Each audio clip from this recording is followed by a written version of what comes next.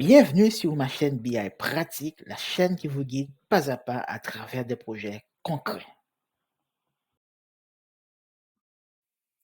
C'est parti pour la 5e vidéo de la série.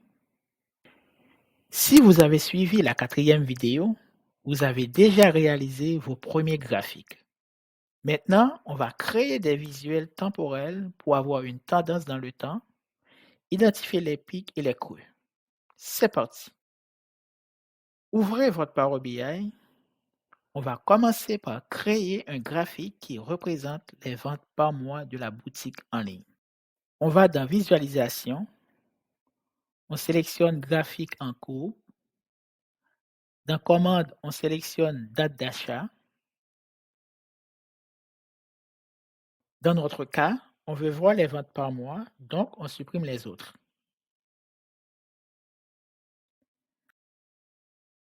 Ensuite, dans Produits commandés, on sélectionne Coût des produits commandés qui représente les ventes. Et voilà, en quelques clics, on a notre graphique Les ventes par mois. On va d'abord mettre en forme le graphique, ensuite on va l'analyser. On va ici dans Mettre en forme, axe Y, titre, on ajoute vente totale. Ensuite, on va dans Général, titre, on ajoute vente totale par mois. On change la police.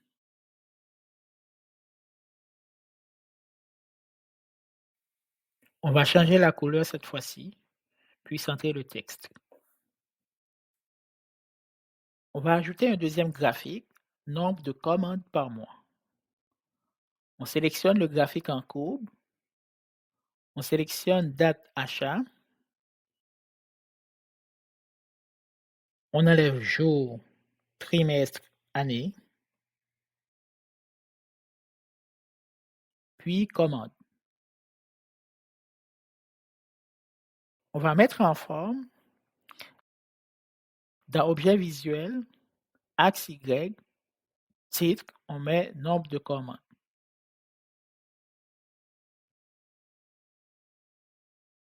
Dans Général, titre, on ajoute nombre de commandes par mois. On modifie la police, la couleur, puis on centre le texte. On peut toujours changer le type de graphique sans repartir à zéro.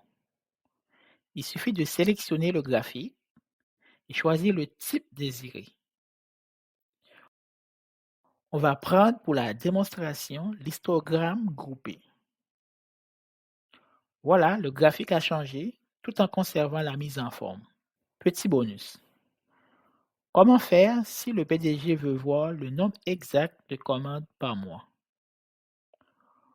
On va dans Mise en forme et on sélectionne Étiquette de données.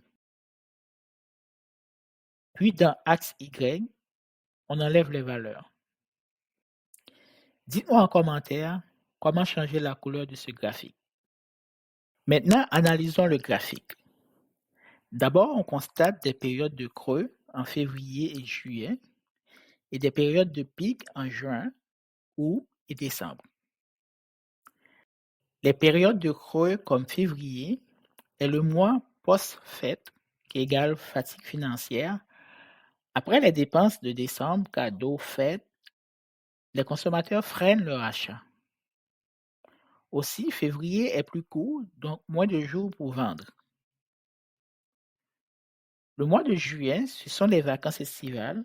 Beaucoup de gens sont en congé, voyagent ou dépensent ailleurs. Aussi, il y a moins de promotions.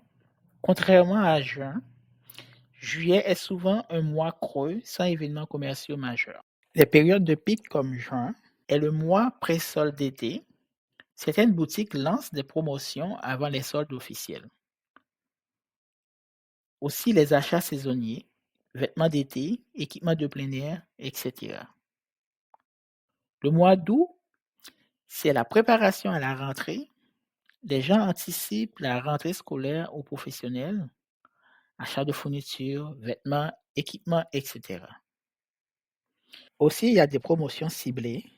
Certaines boutiques lancent des campagnes back to school ou fin d'été. Il y a aussi l'effet psychologique de la rentrée. Besoin de nouveautés, de se rééquiper, de se motiver, ce qui implique des achats impulsifs ou planifiés. Le mois de décembre est la période phare du commerce en ligne. Black Friday, Cyber Monday, achats de Noël, cadeaux, décorations, vêtements de fête. Il y a aussi l'urgence d'achat. Les gens achètent plus vite et plus cher pour respecter les délais de livraison. Quand vous présentez ce graphique au PDG, il peut rapidement prendre des décisions selon la période. En février-juin, le PDG peut mettre en place des campagnes ciblées ou des offres flash pour relancer l'intérêt. En juin, août et décembre, le PDG peut renforcer les stocks, le marketing et les canaux de vente.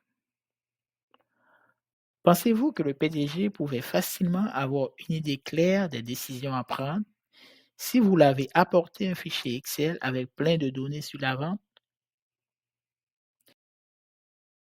C'est ça la puissance de la BI, c'est de transformer vos données en décisions stratégiques. Vous avez maintenant créé et analysé un graphique temporel. Dans la prochaine vidéo, vous allez apprendre à calculer d'autres indicateurs clés et créer d'autres types de visuels. Abonnez-vous et activez la cloche pour ne rien manquer. À tout de suite pour la 6e vidéo.